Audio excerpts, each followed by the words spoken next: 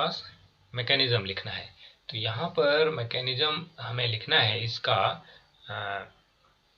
इस क्वेश्चन का मैकेनिज्म लिखना है, क्योंकि ये एक एल्किल हैलाइड है ये वाला, और ये एक आपका न्यूक्लियोफाइल है और इस तरीके से।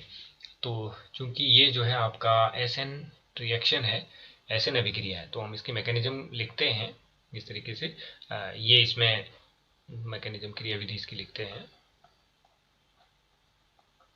क्रियाविधि, और SN2 रिएक्शन है। ये कौन सा है? SN2 रिएक्शन है। तो इसमें हम इसकी क्रियाविधि लिखते हैं इस तरीके से, C, इस पे हम लोग इस तरीके से H लिख देते हैं, दो H'ों को इस तरह से रिप्रेजेंट कर देते हैं, और यहाँ पे हम लिख देते हैं CH3, और इधर हम लिखते हैं इस पे Br। ये हो गया हमारा, ये लिविंग ग्रुप हो गया। ये हमारा इसमें OH नेगेटिव जो है न्यूक्लियोफाइल हो गया। अब ये जो न्यूक्लियोफाइल होता है SN2 मैकेनिज्म के अंदर ये ऐसे अटैक करेगा इसके बैक साइड से, और यहाँ पर एक इंटरमीडिएट बनेगा इस तरीके से। ये हमारे पास H है, और यहाँ पर ये जो है एक इंटरमीडिएट बनेगा, OH इधर जुड़ जाएगा आपका, और इस तरीके से आपका इधर Br रहेगा। इसमें इस तरीके से यहाँ पे CH3 CH3 रहेगा, और ये हमारा जो है इस पे H रहेगा। ये इसको कहेंगे हम क्या? इसको हम बोलेंगे ट्रांजिशन स्टेट बोलेंगे, और या हम इसको बोलेंगे संक्रमण अवस्था। इसको हम जो है संक्रमण अवस्था कहा जाएगा, इसको संक्रमण अवस्था कहा जाएगा। इसके बाद क्या होगा कि इसमें फिर जो है ये बॉन्ड्स अलग हो जाएंगे, यानी ये बॉन्ड अलग हो जाएगा, ये जुड़ जाएगा। तो हमारे पास जो यहाँ पे उत्पाद बनेगा वो इस तरह से बनेगा, CH3 इस तरीके से, और यहाँ पर ये H मौजूद था, इधर आपका ये H मौजूद था, और इधर ये जो है इस पर क्या जुड़ जाएगा? OH जुड़ जाएगा, यानी एल्कोहल बन जाएगा ये उत्पाद। ठीक है, और प्लस इसके साथ हमारे पास क्या बन जाएगा? Br नेगेटिव, यानी जो लिविंग ग्रुप था, जो निकलने वाला समूह था, वो इधर आ जाएगा। तो ये वाली जो SN2 मैकेनिज्म है, SN2 मैकेनिज्म है, उसमें कन्वर्जन जो है, मतलब इन्वर्जन इन कन्फिगुरेशन होता है, यानी अभिविन्यास जो है बदलता है। अभिविन्यास, इसमें हम कह सकते हैं कि अभिविन्यास जो है, अगर शुद्ध हिंदी में हम बात करें, अभिविन्यास का परिवर्तन होता है। अभिविन्यास का इसमें जो है परिवर्तन होता है, अभिविन्यास इसमें परिवर्तित होता है। वाल्डेन इन्वर्जन भी इसको कहते हैं। तो अभिविन्यास परिवर्तित होता है, इस तरीके से ये हो जाएगा। अगला क्वेश्चन है फ्रीडल क्राफ्ट एसिलीकरण को समझाइए। अब हम फ्रीडल क्राफ्ट एसिलीकरण को की बात यहाँ पर करते हैं, फ्रीडल क्राफ्ट एसिलीकरण की। तो आइए देखते हैं फ्रीडल क्राफ्ट एसिलीकरण क्या होता है। तो फ्रीडल क्राफ्ट एसिलीकरण क्या है, आइए देखते हैं। इसमें क्या है कि जैसे मान लीजिए फ्रीडल क्राफ्ट रिएक्शन जो है आपका, पहली बात तो फ्रीडल क्राफ्ट रिएक्शन एक इलेक्ट्रोफिलिक सब्सटीट्यूशन रिएक्शन है, ES रिएक्शन है। ठीक है, तो हमारे पास ये मान लीजिए बेंजीन रिंग है, इस पर मान लीजिए हम एसिटाइल क्लोराइड को जोड़ना चाह रहे हैं, जैसे कि CH3COCl, ये इस तरीके से।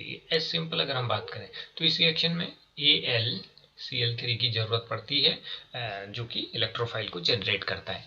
तो यहाँ पर एज ए सिंपल इस रिएक्शन की बात की जाए तो यहाँ पर हमारे पास क्या उत्पाद बनता है इस तरीके से। यहाँ पर ये यहाँ से ये निकलता है, और यहाँ से एक H निकलता है, इस तरीके से इस H की जगह पर ये आ जाता है। तो हमारे पास जुड़ता कैसे है? ये इस तरह से जुड़ता है, COCl।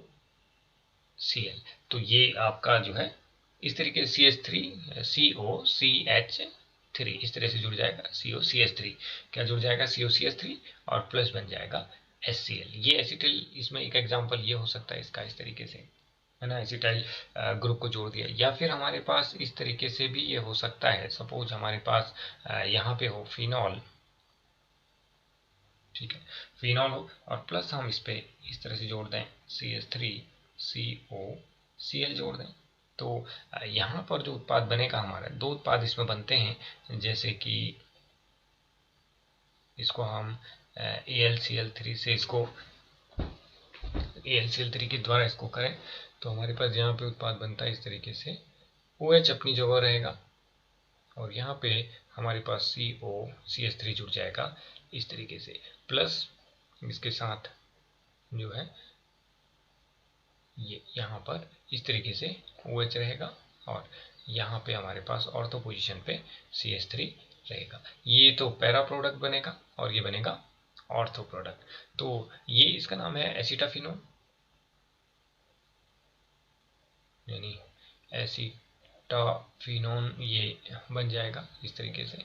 तो बेंजीन से एसिटाफिनोन हम इस तरीके से बना देते हैं। तो इस तरीके से ये पैरा प्रोडक्ट बनेगा और ये ऑर्थो प्रोडक्ट बनेगा। इस तरीके से ये रिएक्शन हो जाएगा।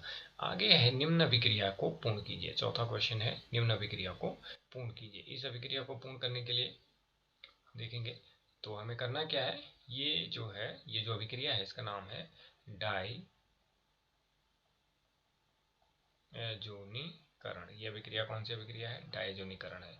तो डायजोनीकरण अभिक्रिया, इसके अंदर होता है क्या है, इसमें इस अभिक्रिया को पूर्ण कर रहे हैं तो इस तरीके से यहाँ पर हमारे पास NH2 है, तो इसमें जिसमें NaNO2 से इसको रिएक्ट कराते हैं तो हमारे पास यहाँ पे बनता है क्या, यहाँ पे बनता है N ट्रिपल बॉन्ड N, ये रहता है आपका प्लस इस तरीके से, और Cl यहाँ पे बनता है Cl नेगेटिव, ये बनता है इस तरीके से, और प्लस इसमें 2H2O बनते हैं। तो इसका नाम होता है benzene diazonium chloride. Benzene diazonium chloride, ये बेंजीन डाईएजोनियम क्लोराइड यहाँ से प्राप्त होता है इस तरीके से।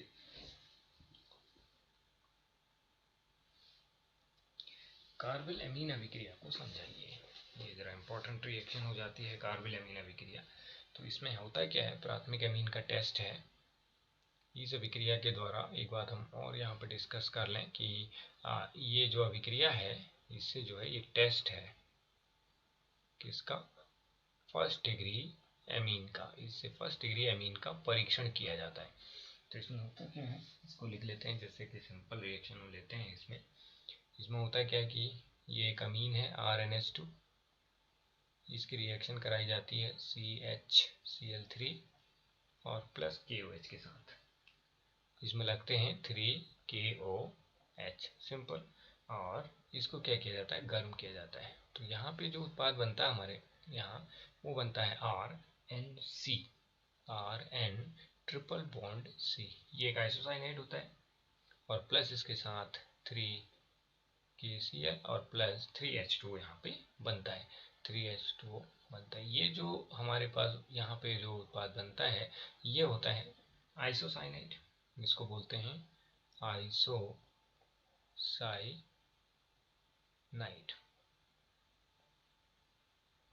आइसोसाइनाइड ये दुर्गंध युक्त पदार्थ होता है जिससे इसका परीक्षण किया जाता है। ये 1 डिग्री अमीन है, ये केवल 1 डिग्री अमीन ही आइसोसाइनाइड बनाते, तो ये इससे उत्पाद बनता है। अब जैसे मैं बात करूंगा इसका, जैसे ये है हमारे पास, एक एग्जांपल लेते हैं इसका, ये एनिलीन। तो इस तरह से कभी कंप्लीट करने के लिए पूछा जा सकता है कि प्लस हमने इस पे इस तरीके से यहाँ पे दे दिया CHCl3 और यहाँ पे दे दिया KOH। ये जो है क्लोरोफॉर्म है, CHCl3 क्या है, क्लोरोफॉर्म है ये, और KOH। तो इसका रिएक्शन जब कराते हैं तो यहाँ पर हमारे पास उत्पाद बनता है इस तरीके से N ट्रिपल बॉन्ड C। तो इसका नाम हो जाएगा फेनिल आइसोसाइनाइड। ये रहेगा आपका फेनिल आइसोसाइनाइड रहेगा।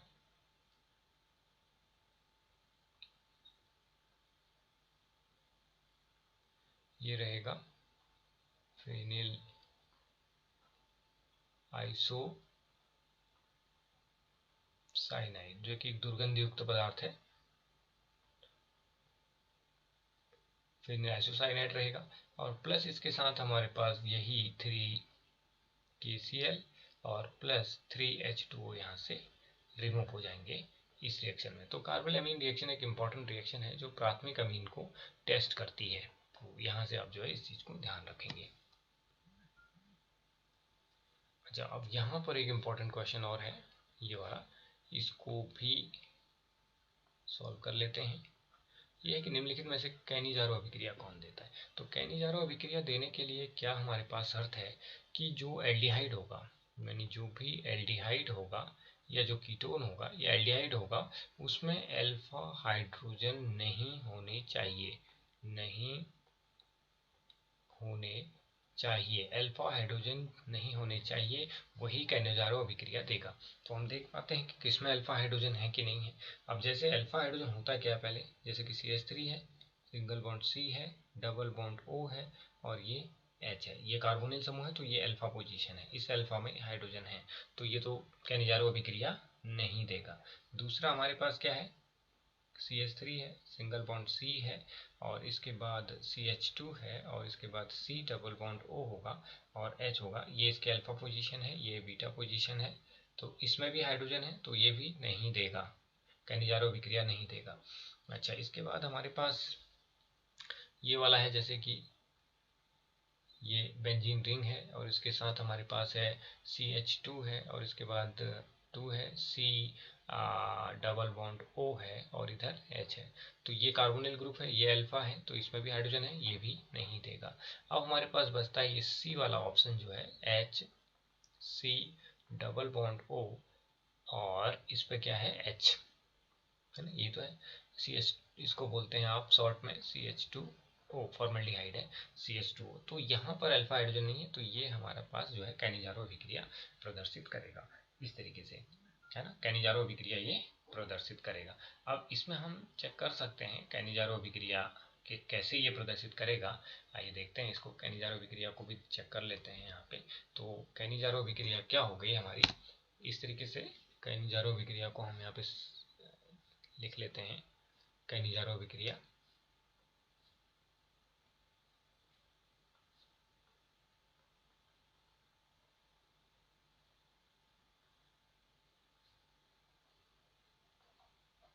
शॉर्ट में हम इसको पढ़ लेते हैं। जैसे कि मान लीजिए H C double bond O और H, इसके दो मॉलिक्यूल्स इसमें टेक पार्ट करते हैं और प्लस ये NaOH के साथ रिएक्ट होता है। NaOH के साथ जब ये रिएक्ट होता है, इसके साथ इसको हीट करेंगे आप, तो यहाँ पर हमारे पास एक तो बनता है CH3OH और प्लस बनता है HCOONA। ये सिंपल रिएक्शन है, इसमें ये बन गया आपका मेथेनॉल, इसमें बन गया मेथेनॉल और प्लस बन गया इसमें आपका सोडियम फॉर्मेट। क्या बना,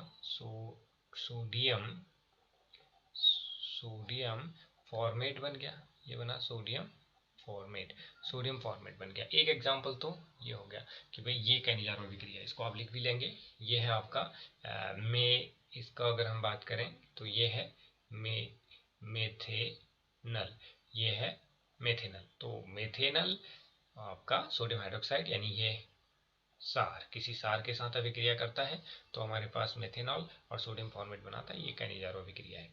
अच्छा, इसका बी एग्जांपल भी है, जैसे कि ये हमारे पास एसिटाल्डिहाइड है, इसमें भी C डबल बॉन्ड O और H, ये इसका अल्फा पोजीशन है, इसमें हाइड्रोजन नहीं है, ठीक है, तो ये इसके भी दो मॉलिक्यूल्स यहाँ टेक पार्ट होते हैं, भाग लेते हैं इस अभिक्रिया में और NaOH से रिएक्ट करते हैं सपोज।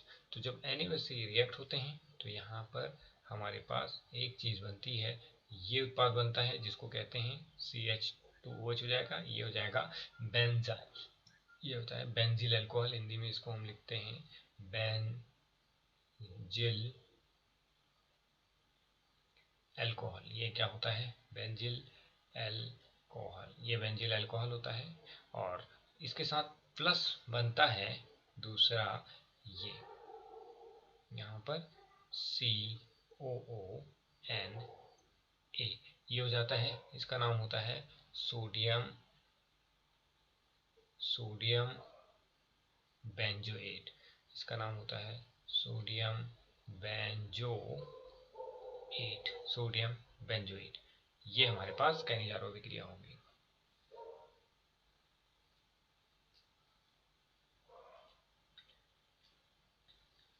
यहाँ पर एक क्वेश्चन फिर है, इसको देख लेते हैं इस क्वेश्चन को।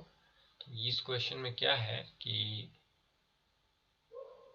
भाई ये जो हमारे पास दो आयन दे रखे हैं, ये आयन रंगहीन होते हैं, क्योंकि अब यहाँ पर सिंपल सा एक नंबर का क्वेश्चन है, यदि रंगहीन आयन है कोई, तो रंगहीन आयन अगर डी ब्लॉक के अंदर है तो उनमें या तो 3D0 होगा या फिर क्या होगा 3D10 होगा, तो इसमें जो है आपका जो Zn+2 है, इसमें आपका 3D10 है, इसलिए ये रंगहीन है।